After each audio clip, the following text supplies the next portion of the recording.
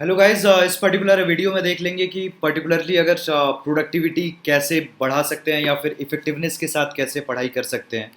कि in case अगर आप जितना पढ़ रहे हैं उसका एक पर्टिकुलर आउटपुट जितना निकलना चाहिए उतना अगर नहीं निकल रहा है तो क्यों नहीं निकल रहा है या फिर आपको क्या करना चाहिए। तो स्टार्टिंग से कि आपका रूटीन कैसा होना चाहिए, टाइम टेबल कैसे मेंटेन करना है, और फिर अगर स्ट्रेस हो रहा है तो फिर उसको कैसे कम करना है, कितना वेटेज आप जीएस को दे, चाहे आप ऑप्शनल को दे, या फिर आप अगर पढ़ रहे हैं लेकिन फिर भी आप ऑप्टिमम मार्क्स नहीं स्कोर कर पा रहे हैं, बीट इन टेस्ट सीरीज, और फिर आपको खुद लग रहा है कि आपको जितना पता है उतना आप ऑन पेपर जब आप आंसर राइटिंग कर रहे हैं तो आप रिप्रेजेंट नहीं कर पा रहे हैं। तो ये सब सारी चीज़ों को डिस्कस करेंगे। तो सबसे पहले मैं टोटल 10 से 11 पॉइंट्स पे एलैबोरेट करूंगा कि अगर आपको अपनी प्रोडक्टिविटी बढ़ानी है तो इन फैक्टर्स पे तो आपको काम करना ही होगा। तो सबसे पहला फैक्टर है कि आपका एक रूटीन फिक्स होना चाहिए, और मेनली मेरा मानना है कि आप मॉर्निंग में अगर उठ रहे हैं और फिर 9-10 बजे के आसपास सो जा रहे हैं, that will be the best routine. क्योंकि होता क्या है कि जैसे ही प्रीलिम्स या मेंस नज़दीक आएगा तो वहाँ पे आपका जो रफली जो आपको एग्ज़ाम देना है वो 9 से 11 या 9 से 12 देना है। तो आपका ऐसा होता है कि बायोलॉजिकल क्लॉक सेट हो जाता है, जो आप 1 महीना से कर रहे हैं तो होगा ऐसा कि जिस समय आप पढ़ रहे होंगे ना तो अगले दिन भी उसी टाइम में आपका दिमाग ज़्यादा काम करेगा। कि इफेक्टिवली आपका अगर रूटीन ऐसा चल रहा है कि आप 12-1 बजे दिन में सो के उठ रहे हैं, तो अगले दिन आपको अगर 9 से 12 आपको पेपर लिखना है तो आप उतने इफेक्टिवनेस के साथ लिख नहीं पाएंगे। तो डेफिनेटली अगर लेट से अगर आप लेट नाइट रूटीन फॉलो करते हैं तो एटलीस्ट एग्जामिनेशन के 1 महीना पहले से तो आप अपना रूटीन सुधार ही लें। और इनफैक्ट अगर आप पहले से कर सकते हैं तो डैट विल बी बेटर। तो एक अच्छा सा रूटीन जिसमें आप मॉर्निंग में उठ रहे हैं वो एक बेटर टाइम टेबल होगा। और साथ में जैसे आप मॉर्निंग में उठ रहे हैं तो उस दिन आपको क्या क्या करना है, क्या क्या पढ़ाई करनी है, तो आप पहले ही फिक्स कर लें कि आपके पास टारगेट होगा। तो डेफिनेटली जब भी आप सोने से पहले आप सोचोगे कि आपने टारगेट कितना अचीव किया तो आपको खुद पता चलेगा कि आप कहाँ सही जा रहे हो, कि आपने जो सोचा उतना कर लिया है, नहीं कर पा रहे हो तो क्यों नहीं कर पा रहे हो। तो वो मॉर्निंग में आपको एनालाइज करना भी काफ़ी इंपॉर्टेंट है। उसके अलावा आपको लगभग एक टाइम टेबल फिक्स करना होगा कि एक इस मंथ में आपको ये करना है, तो आप एक वीक आप इस पर्टिकुलर जीएस सब्जेक्ट को दोगे, दूसरा वीक आप दूसरे जीएस सब्जेक्ट को दोगे, फिर 2 वीक आप ऑप्शनल को दोगे। अब जो भी आप टाइम टेबल फिक्स करना है वो आप टाइम टेबल भी फिक्स कर सकते हो। एक माइक्रो प्लानिंग तो आप डेली बेसिस पे करोगे, लेकिन एक मैक्रो प्लानिंग होनी चाहिए कि आपने इस मंथ में ये करना है और वीक 1, वीक 2, वीक 3, वीक 4 में आपको ये करना है, ये टॉपिक्स कंप्लीट करने हैं। तो वो एक मेजर प्लानिंग होनी चाहिए, मैक्रो प्लानिंग होनी चाहिए। और माइक्रो प्लानिंग तो ऑन अ डेली बेसिस करोगे, जैसे सो के उठे तो फिर आपको दिन भर क्या करना है ये आप डिसाइड करोगे। और उसके अलावा लगभग 9 से 10 घंटे का तो आपका स्टडी रूटीन होगा कि 9 से 10 घंटा आप पढ़ाई कर रहे होगे।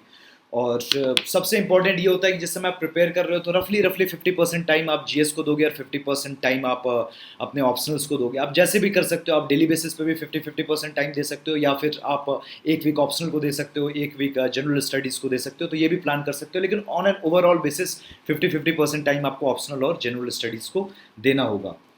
और उसके अलावा काफ़ी स्ट्रेस हो जाता है या बोरियत सी फीलिंग होती है कि अब नहीं हो रहा या फिर आज पढ़ने का मन नहीं कर रहा, तो अगर वैसा हो रहा है तो उसके लिए बेस्ट होता है कि आप कोई हॉबी डेवलप कर लें या फिर एक्सरसाइज या मेडिटेशन कर लें। तो उससे ये होगा कि आपकी एनर्जी चैनलाइज होगी, वो स्ट्रेस वाला फैक्टर थोड़ा कम हो जाएगा, थोड़ा जो बोर्डम सा लगता है, बोरियत सा लगता है, वो भी कम लगने लगेगा।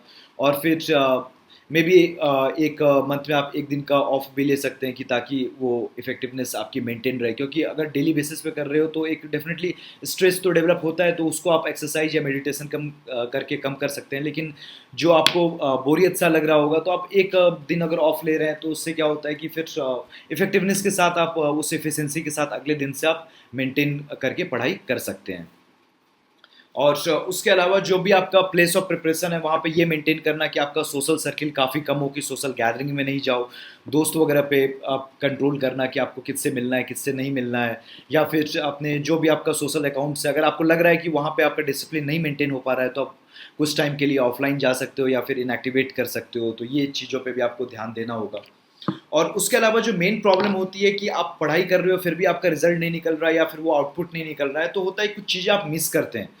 जैसे आप ज़्यादा ही वेटेज आप ये इन चीज़ों पे डाल रहे हैं कि आप बुक्स कुछ ज़्यादा ही पढ़ रहे हैं लेकिन आप सेल्फ मेड नोट्स नहीं बना रहे हैं, तो आप कितनी भी आंसर राइटिंग करेंगे तो कंटेंट नहीं आएगा। क्योंकि नोट्स बनाने के बाद ही चीज़ें आपके फिंगर टिप्स पे आती है, तो वो नोट्स बनाना काफ़ी इंपॉर्टेंट है। लोग आप पढ़ाई करते हैं लेकिन नोट्स नहीं बनाते या फिर स्कैटर्ड नोट्स बनाते हैं।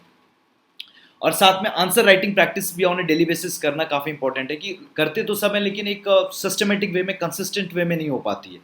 फिर जब प्रीलिम्स हो चुका होता है फिर वो स्टार्ट करते हैं, और फिर उसके बाद इस बार तो 3 महीने का ही टाइम है, तो अब लास्ट मंथ तो ऐसे ही रिवीजन में जाएगा, तो 2 महीने में आप कितनी आंसर राइटिंग कर लोगे। तो डेफिनेटली साथ में आंसर राइटिंग करना भी काफ़ी इंपॉर्टेंट है, क्योंकि बहुत का ये होता है कि वो कोचिंग कर ली, खुद से पढ़ लिया, काफ़ी बुक्स पढ़ ली, साथ में वो करंट अफेयर्स के भी काफ़ी मॉड्यूल्स फॉलो कर लिए, पढ़ाई काफ़ी कर ली है, मेहनत भी की है, लेकिन फिर भी वो नतीजा या रिजल्ट या फिर इफेक्टिवनेस नहीं आ पा रही है, क्योंकि या नोट्स नहीं बनाया होगा या आंसर राइटिंग उस लेवल की प्रैक्टिस नहीं की होगी। अब एक से ज़्यादा सोर्स पे स्टिक करने की कोई ज़रूरत नहीं है, और एक बार जैसे ही आपने पढ़ाई कर ली और नोट्स बना लिए, फिर आपको नोट्स रेफर करना है, बुक रेफर करने की फिर जरूरत नहीं पड़नी चाहिए। एट द लास्ट रिजॉर्ट आप बुक रेफर करोगे। नोट्स जो बने वो आपके ऐसे होने चाहिए कि वो कंप्रेहेंसिव हो, आपको बुक फिर से पलटने की जरूरत नहीं पड़े, और एट द एंड जब आप रिवाइज करोगे तो नोट्स छोटा भी होना चाहिए कि एट द एंड आप रिवाइज भी कर लो। It should be comprehensive and at the same time it should be concise and small, so that at the end you can revise it properly.